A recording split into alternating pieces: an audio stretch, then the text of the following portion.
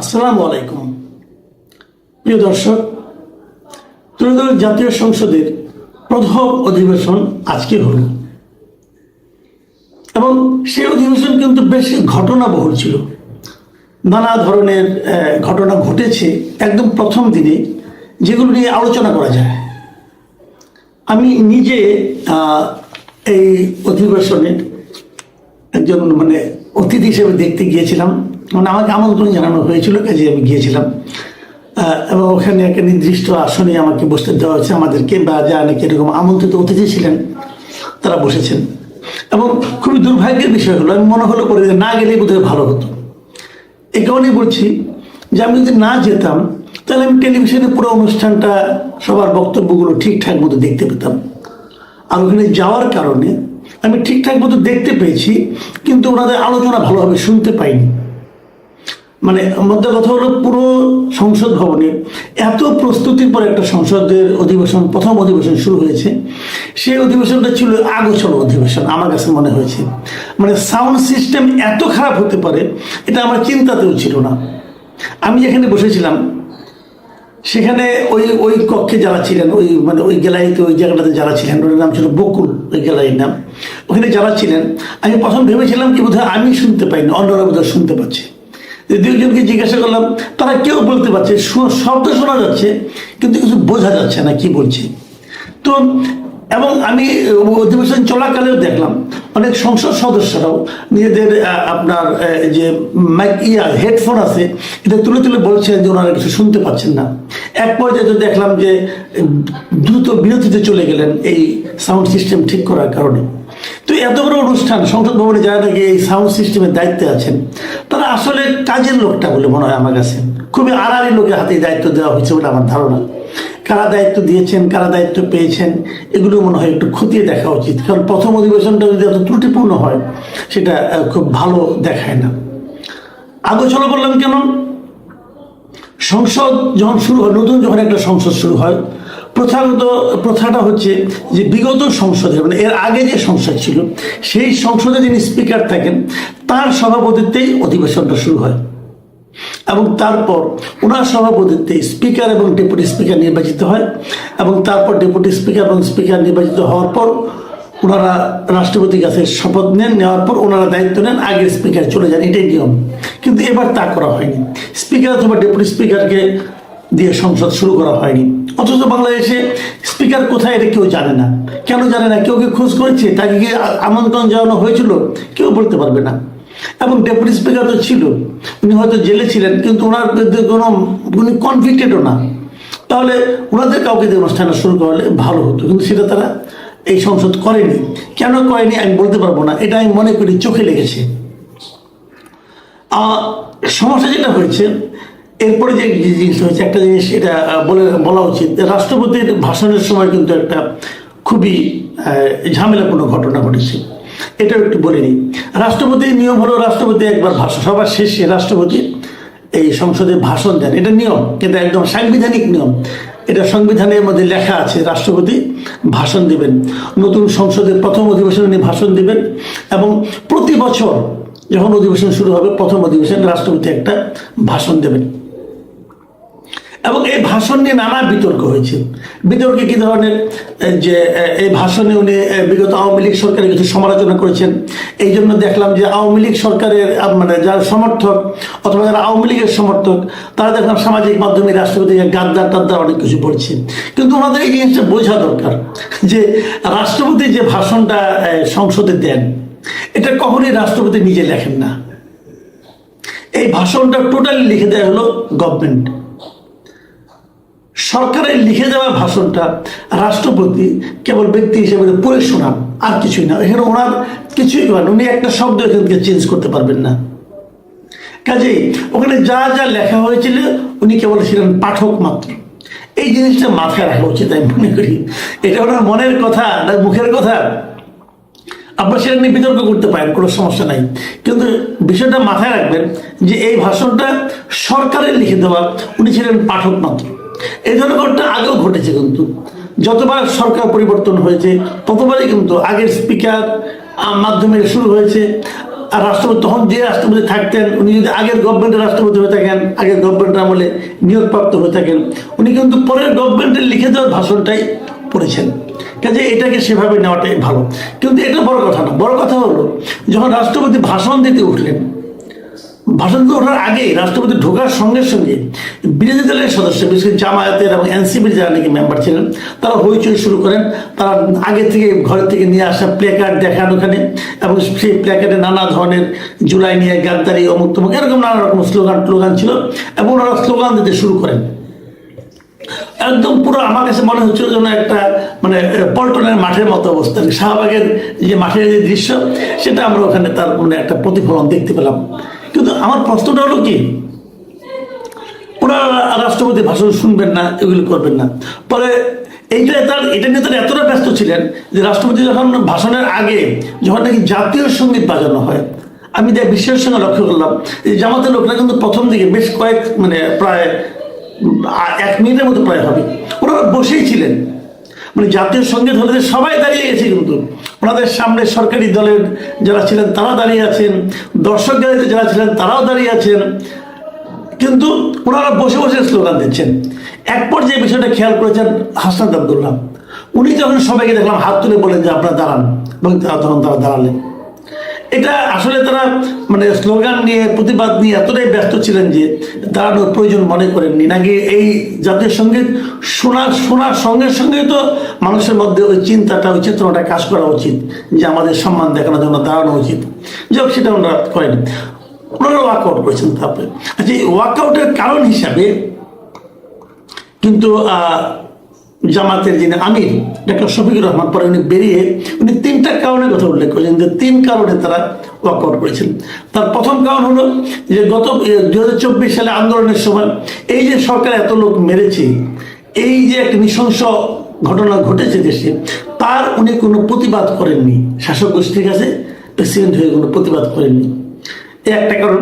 দ্বিতীয় কারণ হলো যে উনি বলেছিলেন যে শেখ হাসিনা ওনার কাছে পদত্যাগপত্র দিয়ে গেছেন, পরে আবার আরেকটা পত্রিকার কাছে বলেছেন যে উনি পদত্যাগপত্র দেননি, আমার কাছে দিলে পেতাম। একটা কারণ, এটা এই জন্য উনি মিথ্যাবাদী। আর 3 নম্বর কারণ হলো যে তিনি নিজে অর্ডিন্যান্স সই করেছেন যে 12 তারিখে যে নির্বাচনটা হবে ফেব্রুয়ারি, এই নির্বাচনে যারা নির্বাচিত হবেন তারা 2টো কাজ করবেন। একটা হলো যে তারা সংবিধান সংস্কার পরিষদের সদস্য হবেন, একটা জাতীয় সংসদের সদস্য হবেন।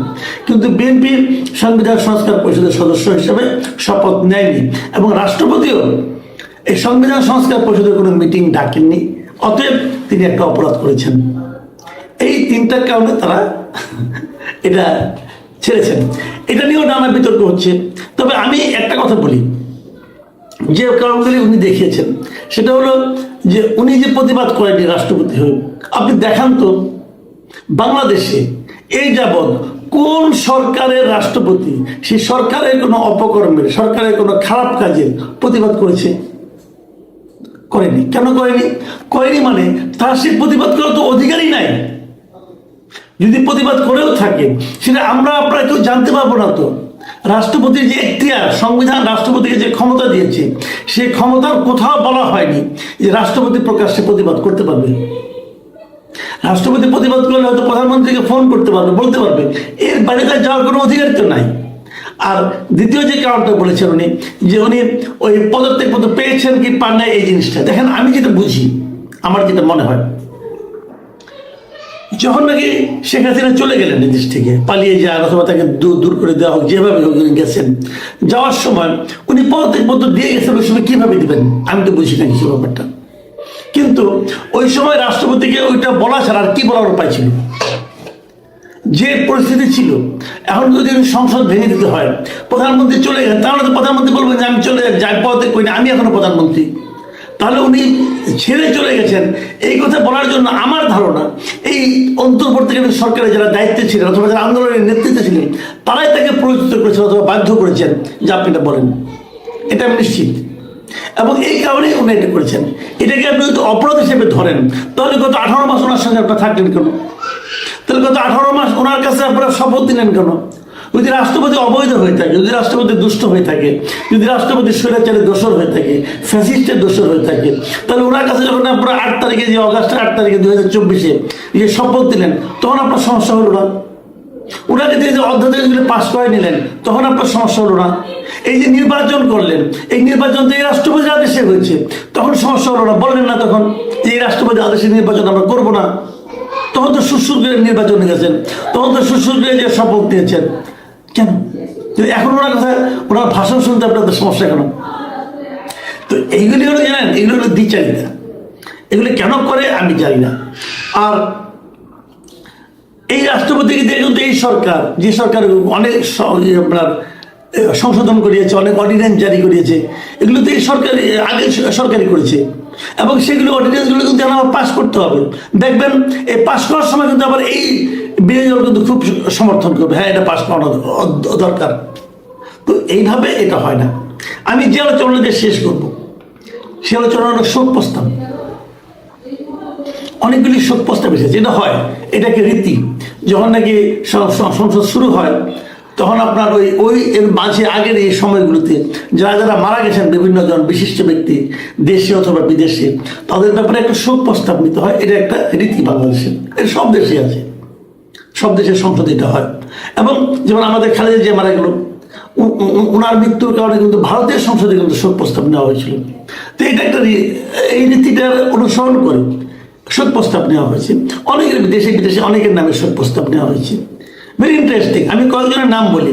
শোক প্রস্তাবের মধ্যে আমি দেখলাম, যেমন আমাদের বেগম খালেদা জিয়ার নাম নেওয়া হয়েছে, ভারতের সাবেক প্রধানমন্ত্রী মনমোহন সিং এর নাম নেওয়া হয়েছে, পোপ ফ্রান্সিস, অথবা ইরানের ধর্মীয় নেতা আয়াতুল্লাহ আলী খামেনি, এদের সবার, সাবেক রাষ্ট্রপতি বদরুদ্দোজা চৌধুরী, এরকম সবারই কিন্তু শোক প্রস্তাবে তাদের ব্যাপারে শোক করা নেওয়া হয়েছে প্রস্তাবে।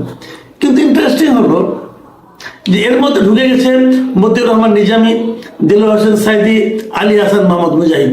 আমি এদেরকে কিন্তু বলছি না যে কোনো সমস্যা আছে, এদের নামে নানা ধরনের কথা আছে। যেমন মতিউর রহমান নিজামী, উনি রাজাকার বাহিনীতে ছিলেন পাকিস্তান আমলে, এটা তো ছিল, ওটা তো আমাদের দেশের স্বাধীনতার পক্ষে কাজ করেননি, এই বিষয়গুলো কিন্তু আছে। কিন্তু ওনাদেরকে কিন্তু মৃত্যু হয়েছে এই আইসিডি ট্রাইব্যুনালে, মানে আপনার ইন্টারন্যাশনাল ক্রাইম ট্রাইব্যুনালে, এই ট্রাইব্যুনালে বিচারের মাধ্যমে ওনাদের কিন্তু মৃত্যুদণ্ড হয়েছে।